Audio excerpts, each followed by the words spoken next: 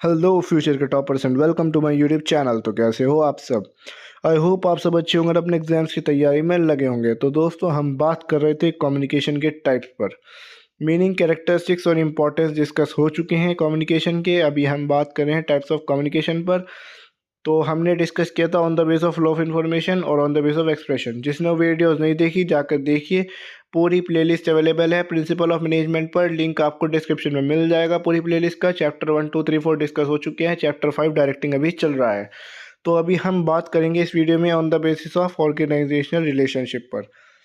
तो वीडियो में बने रहिए, लाइक कमेंट शेयर सब्सक्राइब करते रहिए, बेल आइकन को प्रेस कर दीजिए जिससे आप कोई भी अपडेट मिस ना कर पाएँ। तो दोस्तों, अब बात करते हैं अपने main topic on the base of organisation relationship types of communication में। तो दोस्तों, दो तरह की कम्युनिकेशन होती है, फॉर्मल कम्युनिकेशन और इनफॉर्मल कम्युनिकेशन। तो चलिए चलते हैं और आगे चलकर बात करते हैं, डीपली डिस्कस। फॉर्मल कम्युनिकेशन क्या होती है? It is the process of communicating in a systematic manner and there are fix rules and regulation of communication. तो दोस्तों, फॉर्मल कम्युनिकेशन होती है वो कम्युनिकेशन जो सिस्टमैटिकली करी जाए, फॉर्मल वे में करी जाए।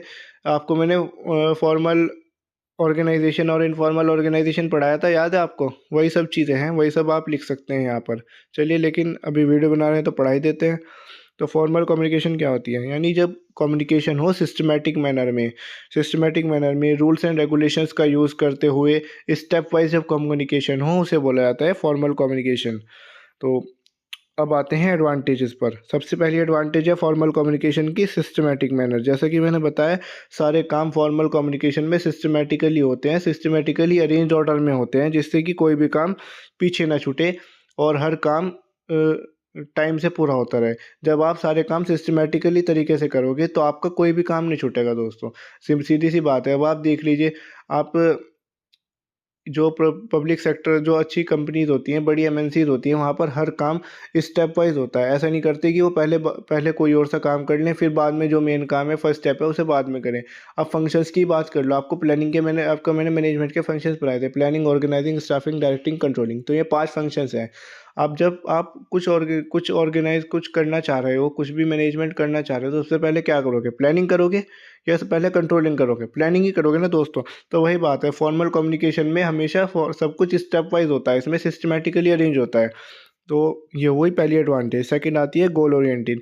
तो फॉर्मल कम्युनिकेशन का जो मेन मोटिव होता है गोल अचीव करना और इफेक्टिवली गोल अचीव करना। जब सारे काम आपके सिस्टमैटिकली अरेंज होंगे, आप डिसिप्लिन से सारा कुछ कर रहे होंगे, तो गोल्स जो है वो आपके डेफिनेटली इफेक्टिवली अचीव होंगे। तो ये इसमें बात है। थर्ड पॉइंट आती है इफेक्टिवनेस। तो दोस्तों, ये इफेक्टिव लिख दिया मैंने गलती से, इफेक्टिवनेस है यहाँ पर।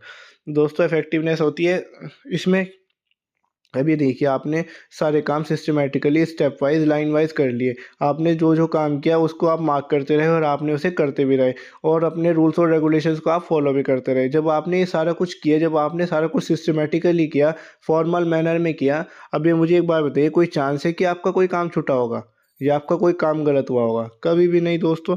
ये इसमें बात होती है। तो ये इफेक्टिव होता है बहुत ज़्यादा। Fourth point, accuracy. एक्यूरेसी तो आएगी जब आप सिस्टमैटिकली सारे काम करोगे, डिसिप्लिन के साथ सारे काम करोगे।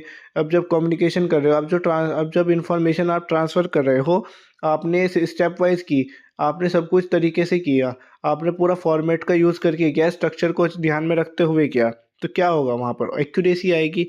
ये इस पॉइंट पे बात है। नेक्स्ट पॉइंट आता है हमारा ऑप्टिमम यूटिलाइजेशन ऑफ रिसोर्सेज। तो दोस्तों, ऑप्टिमम यूटिलाइजेशन ऑफ रिसोर्सेज का मतलब होता है हमारे जो रिसोर्सेज लिमिटेड हैं, हमारे जो लिमिटेड रिसोर्सेज हैं, उनको इस तरीके से यूटिलाइज करना जिससे कि काम के अंदर एफिशिएंसी आए और हमारा जो ऑर्गेनाइजेशनल गोल है वो अचीव हो जाए। तो जो ऑप्टिव जब अब सारे के सारे काम फॉर्मल मैनर में स्ट्रक्चराइज फॉर्म में कर रहे हो, यानी स्ट्रक्चर का यूज़ करके कर रहे हो, सिस्टमैटिकली तरीके से कर रहे हो, तो क्या होगा वहाँ पे? जो आपके लिमिटेड रिसोर्सेज हैं वो तो यूटिलाइज होंगे ही होंगे और साथ में वेस्टेज भी कम होगी। ये इस पॉइंट में बात है। तो इस तरीके से ये एडवांटेजेस हुई फॉर्मल कम्युनिकेशन की। अब आते हैं डिसएडवांटेज। जब किसी चीज़ का कुछ फ़ायदा होता है तो डेफिनेटली उसका नुकसान भी होते हैं। अब बात करते हैं डिसएडवांटेज। क्या डिसएडवांटेज है? First point, rigid rules. तो दोस्तों, रूल्स जो हैं इसमें वो ज़्यादा फिक्स होते हैं हमेशा फॉर्मल कम्युनिकेशन में। जैसे कि बहुत सी बार ऐसा होता है, आपको जैसे आप मान के चलिए, आप एक शू फैक्ट्री में काम करते हैं और शू फैक्ट्री के अंदर आपने रूल्स बना रखे हैं कि आप 10 से ज़्यादा क्वांटिटी सेल नहीं करेंगे। मिनिमम क्वांटिटी जो सेल करेंगे वो आप करेंगे 10 जूतों की। लेकिन वहाँ पर आगे आपके फैमिली मेम्बर्स में से कोई, मान के चलिए आपके चाचा का बेटा आ गया, उसने कहा भैया मुझे तो शू चाहिए ये वाला, मना करोगे उसे? ये तो नहीं कहोगे भाई सेट खराब हो जाएगा, ये हो जाएगा, वो हो जाएगा। तो यहाँ पर ये चीज़ फेल हो जाती है, तो हमारे रूल्स जो हैं वो फिक्स होते हैं, इस वजह से वहाँ प्रॉब्लम आती है। नेक्स्ट पॉइंट आता है ह्यूज कॉस्ट। जब आप सारा कुछ सिस्टमैटिकली अरेंज कर रहे हो तो वहाँ पर आपको हाई एक्सपर्ट चाहिए, अच्छी नॉलेज वाले लोग चाहिए, एक्सपर्टाइज जो इस काम में एक्सपर्ट हों वो चाहिए। तो उसको हायर करने के लिए क्या चाहिए होगी आपको? कॉस्ट लगेगी ज़्यादा, वो इसके अंदर बात है। थर्ड पॉइंट आता है टाइम कंज्यूमिंग। तो दोस्तों टाइम कंज्यूमिंग प्रोसेस तो है ही। क्यों है time consuming process?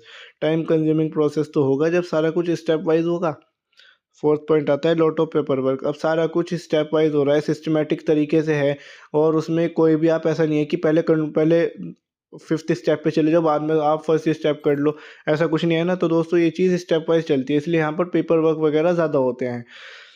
Fifth specialise knowledge, जैसे कि मैंने भी आपको बात की, ये नॉर्मल आदमी का काम नहीं है सिस्टम बनाना। सिस्टम बनाने के लिए स्पेशलाइज नॉलेज होती है। MBA BBA BTech ये यूज़ होते हैं आदमी अच्छे खासे पढ़े लिखे। तो यह था हमारा on the base of structure में फॉर्मल कम्युनिकेशन। तो अभी बात करते हैं टाइप्स ऑफ फॉर्मल कम्युनिकेशन में। फॉर्मल कम्युनिकेशन के टाइप्स कौन कौन से होते हैं? सबसे पहले आता है सिंगल चेन। आप ये देख सकते हैं ABCDE, ये एक चेन बनी हुई है। A से B के पास आई, B से C के पास आई, C से D के पास आई, D से E के पास आई। तो ये एक तरीके से A हुआ सुपीरियर और ये BCD हुए ये सबॉर्डिनेट्स एक दूसरे के।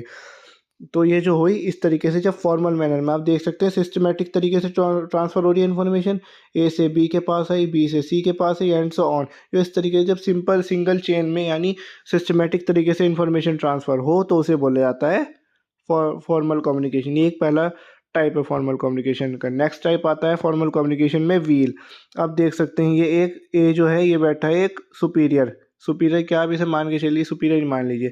और ये BCDE ये कौन हुए इसके सारे के सारे सबॉर्डिनेट्स। ए जो है सबको इन्फॉर्मेशन भेज रहा है सर, B को भेजी, C को भेजी, D को भेजी, E को भेजी। इस तरीके से ए जो है वो इन्फॉर्मेशन शेयर कर रहा है वन बाय वन सबको स्टेप वाइज। तो ये क्या हुई, ये एक तरीके की फॉर्मल कम्युनिकेशन हुई। अब आते हैं सर्कुलर में। सर्कुलर में भी आप देख सकते हैं कैसे स्टेप वाइज कम्युनिकेशन ट्रांसफ़र हो रही है। A से B के पास आई, B से C के पास आई, C से D के पास आई, D से E के पास आई, और E ने दोबारा A को भेज दी। और यहाँ पर जो है ये एक तरीके की देखिए सिस्टमेटिक ही तरीका हुआ, लेकिन इसमें क्या होता है A जो इन्फॉर्मेशन B को देता है वो E को भी दे देता है। इसमें बहुत सी बार ऐसा भी होता है। तो इसको बोल रहा है सर्कुलर कम्युनिकेशन। सर्कुलर कम्युनिकेशन ये भी एक तरीके की टाइप्स ऑफ फॉर्मल कम्युनिकेशन है। इसमें जो कम्युनिकेशन फ्लो होता है सर्कुलर फॉर्मेट में।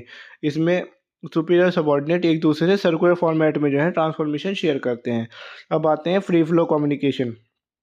फ्री फ्लो कैसी होती है? फ्री फ्लो के अंदर जो होता है इन्फॉर्मेशन जो ट्रांसफ़र होती है वो कहीं से भी किसी पे भी जा सकती है।